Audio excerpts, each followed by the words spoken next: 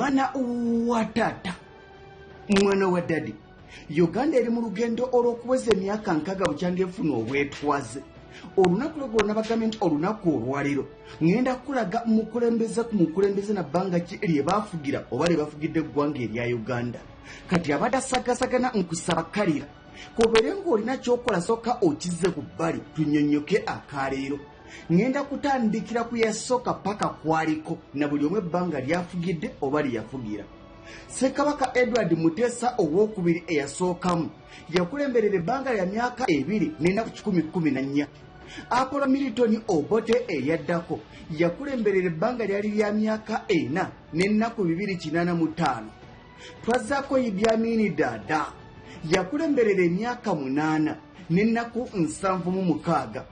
Idi Amin Dada bwe yavaako waddako Yusuf Lule yakulemberera ebbanga lya nnaku 68 ne bamuggyako. Yusuf Lule nga aggiddwako Godfrey Lukongo Abinayisa ye yaddako entebe ewooma. Ono yakulemberera ennaku 327 n'omwaka tegwawera. Ono ng'avuddeko kwaddako Paulo Muwanga. Ono entebe yagibandalamu katini yamalamu ennaku 10 n'emulya.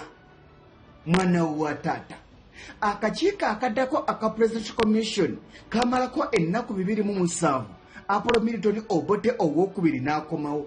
Bwe yadda omulundi ogwokubiri yakulemberera emyaka 4 n'ennaku 222. Ng'aggiddwako kwaddako General Basilio Olala Okero. Ono bagamba nti entebe yajja kuuma nkuume yamalamu ennaku 2 n'okuwera tezaawira bulungi. General Tito Okero n'alyoka ajja n'amalako ennaku 181.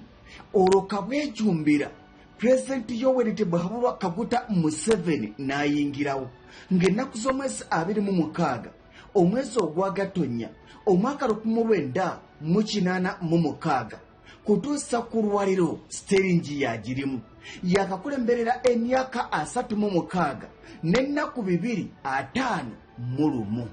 Mwana wa tata, olunaku olw'enkya mugaziya obwongo ngenda kulaga buli mukulembeze ne bassabaminisita be.